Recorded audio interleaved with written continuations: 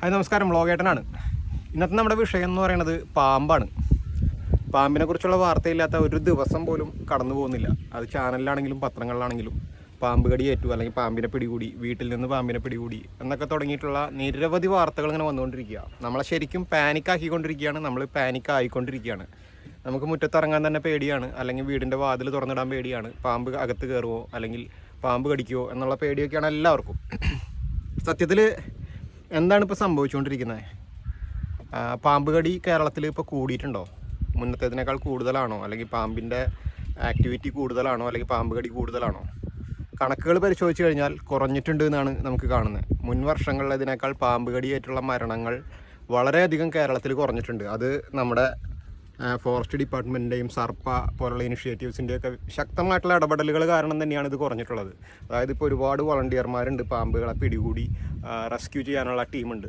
മുമ്പ് അതുണ്ടായിരുന്നില്ല. അപ്പോൾ മുമ്പ് പാമ്പ് കടിയായിട്ടുള്ള മരണങ്ങൾ സാധാരണ ചരമകോളത്തിൽ ഒതുങ്ങിപ്പോകുന്ന വാർത്തകളായിരുന്നു. അതുകൊണ്ട് അവ കൃത്യമായിട്ട് ഇത്ര പെരുപ്പിച്ച് കാണിച്ചിരുന്നില്ല. അത് സാധാരണ ഓരോ ദിവസവും പത്രങ്ങളിൽ വരുന്നത് സാധാരണ പോലെ കടന്നു പോകുന്നു. പക്ഷേ ഇപ്പോൾ ആ വാർത്തകളെല്ലാം കൂടെ ക്രോഡീകരിച്ചുകൊണ്ട് ഭയങ്കരമായിട്ട് പെരുപ്പിച്ച് കാണിച്ചുകൊണ്ടിരിക്കുക മാധ്യമങ്ങളാണ് ഇതിൻ്റെ പുറകിൽ എന്ന് വേണമെങ്കിൽ പറയാം. അപ്പോൾ ഈ മാധ്യമങ്ങളെക്കുറിച്ച് പറയണമെങ്കിൽ, ഞാനും ഒരു ന്യൂസ് ചാനലിൽ പ്രവർത്തിച്ചിരുന്ന ഒരാളാണ്. 6-7 വർഷം ഞാനൊരു ന്യൂസ് ചാനലിൽ പ്രവർത്തിച്ചിരുന്ന ആളാണ്. പക്ഷേ അന്നൊന്നും ന്യൂസ് ചാനലുകൾ ഇത്രയും അതപ്പതിച്ചിരുന്നില്ല, അല്ലെങ്കിൽ ഇതുപോലെ ട്രെൻഡിങ് വാർത്തകൾക്ക് വേണ്ടി ഇതുപോലെ ആയിട്ടുണ്ടായിരുന്നില്ല. ഒരു ന്യൂസ് ചാനലിനെ സംബന്ധിച്ചിടത്തോളം അതിൻ്റെ പ്രധാന വരുമാനം എന്ന് പറയുന്നത് പരസ്യമാണ്. പണ്ടൊക്കെ പരസ്യ വരുമാനം മാത്രമായിരുന്നു. എന്നാൽ ഇന്ന് പരസ്യ വരുമാനവും കൂടാതെ സോഷ്യൽ മീഡിയയിൽ നിന്നുള്ള കണ്ടൻറ് മോണറ്റൈസേഷൻ വരുമാനവും ഒക്കെയാണ് ഇവരുടെ പ്രധാന വരുമാന മാർഗ്ഗങ്ങൾ.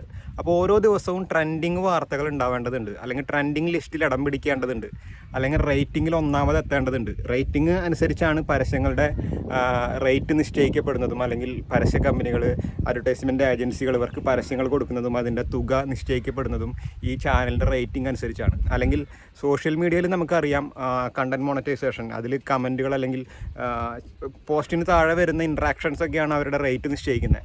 അപ്പോൾ ഓരോ ദിവസവും ട്രെൻഡിങ്ങിൽ എത്തേണ്ടതുണ്ട്, ഓരോ ദിവസവും ട്രെൻഡിങ് ആയിട്ട് നിൽക്കേണ്ടതുണ്ട്, ട്രെൻഡിങ് വാർത്തകൾ ഉണ്ടാക്കേണ്ടതുണ്ട്. വാർത്തകൾ ഉണ്ടാവുകയല്ല, ഇപ്പോൾ വാർത്തകൾ ഉണ്ടാക്കപ്പെടുകയാണ് ചെയ്യുന്നത്. അപ്പോൾ ഈ ചാനലുകളാണ് ഈ പാമ്പിൻ്റെ പേര് പറഞ്ഞ് ഇത്രയും പേടി ഇവിടെ സൃഷ്ടിച്ചുകൊണ്ടിരിക്കുന്നത്. ഇപ്പോൾ ഈ പറയുന്നത് പോലെ ഉള്ളൊരു സംഭവം ഉണ്ടായിട്ടില്ല, ഒരു സീസണൽ സ്പൈക്ക് എന്ന് വേണമെങ്കിൽ പറയാം. അല്ലെങ്കിൽ ഒരു സീസണലായിട്ട് ഇപ്പോൾ ഈ ഒരു വേനൽക്കാലത്ത്, അല്ലെങ്കിൽ വേനൽ മഴ പെയ്യുന്ന സമയത്ത്, ഈ സമയത്ത് അല്ലെങ്കിൽ പാമ്പിൻ്റെ ബ്രീഡിങ് സീസണുകളിൽ പാമ്പിനെ കാണുന്നത് കുറച്ച് കൂടും. അത് സാധാരണമാണ്.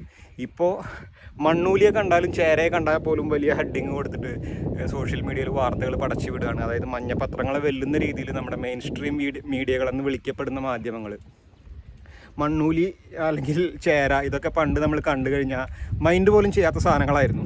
അതുപോലെ പെരുമ്പാമ്പിൻ്റെ കുട്ടികളെ കിട്ടി. പെരുമ്പാമ്പിൻ്റെ കുട്ടികളൊക്കെ നമ്മുടെ നാട്ടിൽ ഇഷ്ടംപോലെ കാണുന്നുണ്ട്.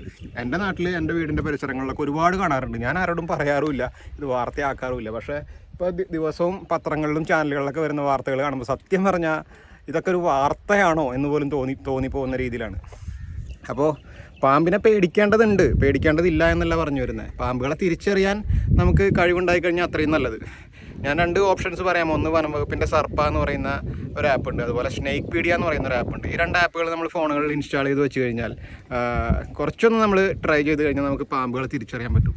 പലതും നമ്മുടെ നാട്ടിലുള്ള പാമ്പുകളിൽ ഭൂരിപക്ഷവും വിഷമില്ലാത്ത പാവം സാധുക്കളായിട്ടുള്ള പാമ്പുകളാണ്. വിഷമുള്ളവ വളരെ കുറച്ച് മാത്രമേ ഉള്ളൂ. അപ്പോൾ പാമ്പ് കടി ഏറ്റു കഴിഞ്ഞാൽ അവയെ തിരിച്ചറിയാൻ നിൽക്കൊന്നും വേണ്ട. ഏത് പാമ്പാണെങ്കിലും തിരിച്ചറിഞ്ഞാലും ഇല്ലെങ്കിലും ഉടനെ ആൻറ്റിവനമുള്ള ആശുപത്രിയിൽ എത്തുക എന്നുള്ളതാണ് പ്രധാനം.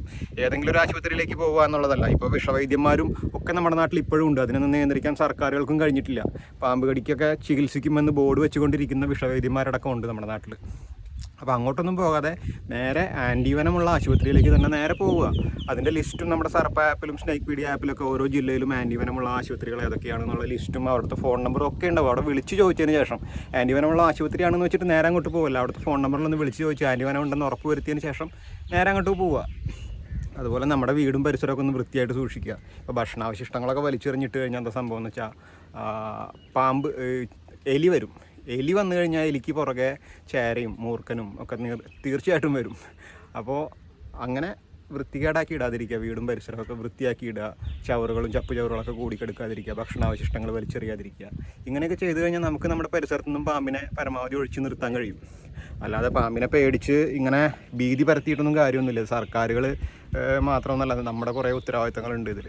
അല്ലാതെ സർക്കാർ വിചാരിച്ചുകൊണ്ട് ഇപ്പോൾ നമ്മുടെ വീട്ടിൽ പാമ്പ് വരാതിരിക്കുന്നില്ല.